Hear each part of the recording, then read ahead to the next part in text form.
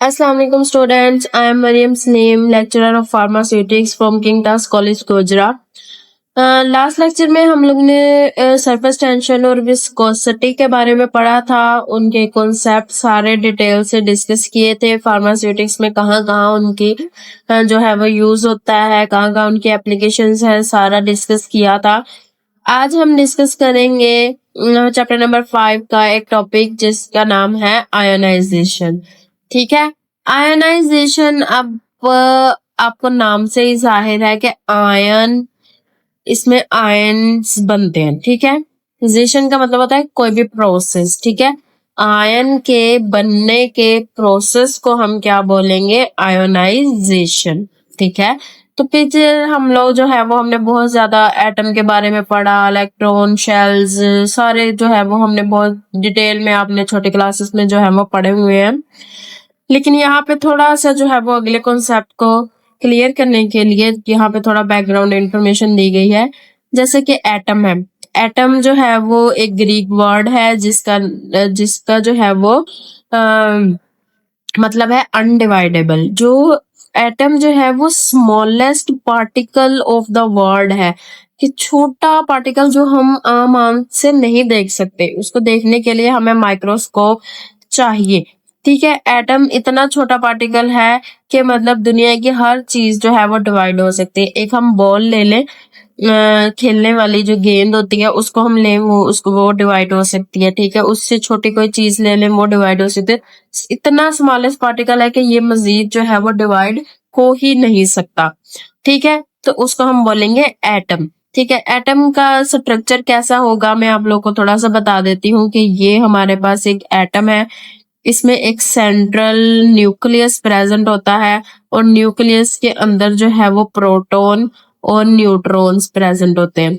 और ये जो हमारे पास इलेक्ट्रॉन्स होते हैं ये वहां पे इर्द गिर्द शेल्स में प्रेजेंट होते हैं। ठीक है, ये इलेक्ट्रॉन्स होंगे, ये इसके बाद काफी ज्यादा शेल्स होते हैं। जितने चीज में इलेक्ट्रॉन्स होंगे उस हिसाब से जो है वो उसके शेल्स प्रेजेंट होंगे।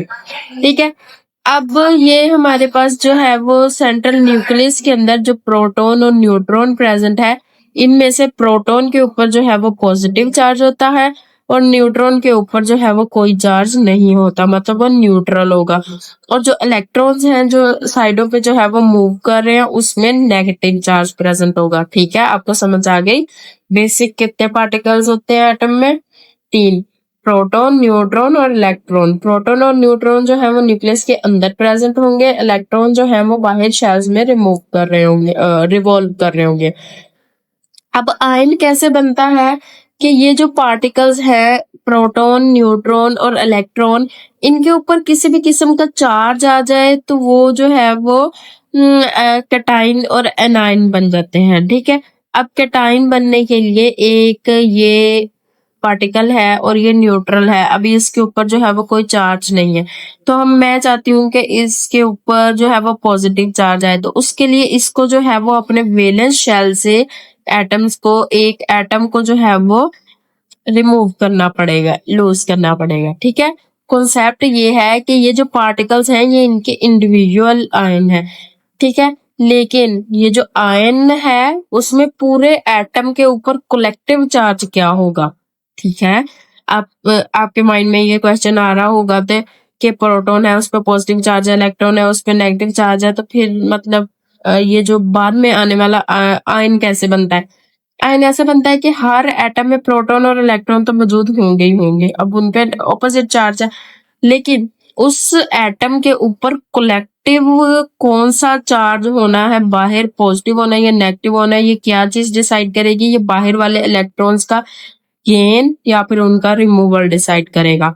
ठीक है, तो सबसे पहले हम देखेंगे कि कैटाइंस जो होते हैं वो किससे बनते हैं? Loss of electron. अब ये हमारे शेल में इलेक्ट्रॉन प्रेजेंट है, यहाँ से एक इलेक्ट्रॉन निकल जाएगा।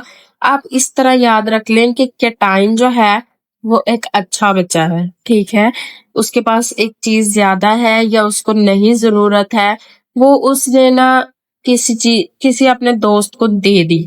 ठीक है, दोस्त को दे दी तो जो है उसको, उसके ऊपर जो है वो पॉजिटिव चार्ज आ गई, मतलब वो अच्छा है। ठीक है।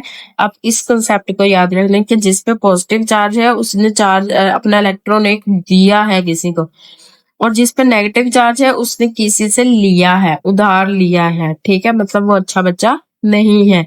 ठीक है, इसके इसलिए उसके ऊपर नेगेटिव चार्ज है। ये सिर्फ एक कॉन्सेप्ट को समझाने के लिए। अब आपको एटम का जो है वो कॉन्सेप्ट समझ में आ गया और आयन का भी कॉन्सेप्ट समझ में आ गया। अब आयोनाइजेशन हमारे पास क्या है कि एक हमारे पास इलेक्ट्रिकल न्यूट्रॉन एटम्स और मॉलिक्यूल्स हैं, उनके ऊपर चार्ज आना है किसी भी किस्म का, पॉजिटिव या नेगेटिव, बाय द रिमूवल और एडिशन ऑफ इलेक्ट्रॉन। इस सारे प्रोसेस को हम क्या बोलेंगे?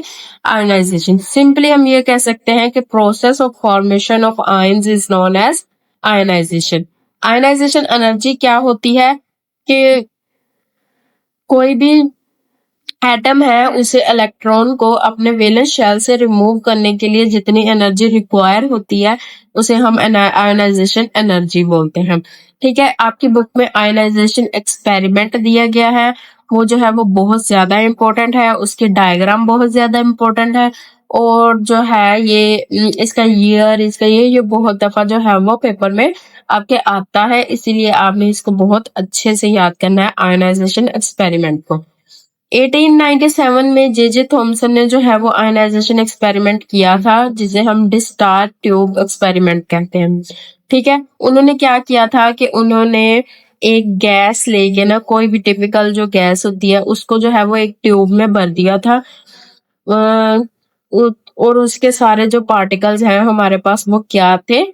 न्यूट्रल थे, उनके ऊपर कोई चार्ज नहीं था, एटम जो भी थे।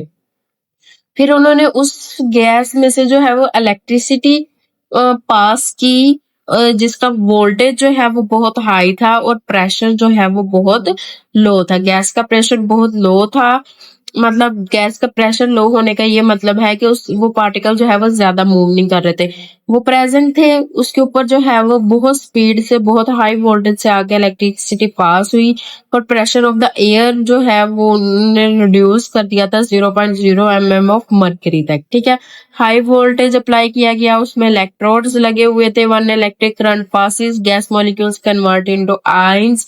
गैस मॉलिक्यूल्स जो थे वो जिन्होंने इलेक्ट्रॉन लूज किया इलेक्ट्रिसिटी पास होने की वजह से, वो जो है वो कैटायंस बन गए, वो जो है नेगेटिव इलेक्ट्रॉन की तरफ मूव कर गए, और जिन्होंने जो है वो गेन किया वो पॉजिटिव इलेक्ट्रॉन की तरफ मूव कर गए। यहाँ पे डिस्चार्ज ट्यूब एक्सपेरिमेंट पूरा जो है वो वाज़िया किया गया है कि देखें, ये इलेक्ट्रोड्स लगे हुए हैं, ये नेगेटिव है, ये पॉजिटिव है, यहाँ पे गैस के पार्टिकल्स प्रेजेंट है, और यहाँ से जो है वो बहुत तेज हाई वोल्टेज में इलेक्ट्रिसिटी पास हो रही है। ठीक है, ये एनोड है, ये कैथोड है। तो ये जो बीम ऑफ रे इधर को मूव की है पॉजिटिव की तरफ, मतलब कि इन्होंने जो है वो इलेक्ट्रॉन गेन किया है। ठीक है, इन पे जो है वो नेगेटिव चार्ज होगा, क्योंकि आपको पता है कि नेगेटिव और पॉजिटिव एक दूसरे को अट्रैक्ट करते हैं, तो वो जो है वो पॉजिटिव की तरफ जो बीम मूव कर गई, हमें पता चल गया कि ये वाले जो है वो आयंस में कन्वर्ट हो गए हैं। अगर वो आयंस में कन्वर्ट ना हुए होते, अगर उनपे जो है वो कोई चार्ज ना आया होता, तो उन्होंने जो है वो सीधा मूव करना था, लेकिन वो सीधा मूव करने के बजाय नीचे को थोड़ा सा बेंड हो गए। तो इसका मतलब है कि हमारा एक्सपेरिमेंट कामयाब रहा, और हम जो है वो हाई वोल्टेज इलेक्ट्रिसिटी किसी भी चीज को प्रोवाइड करेंगे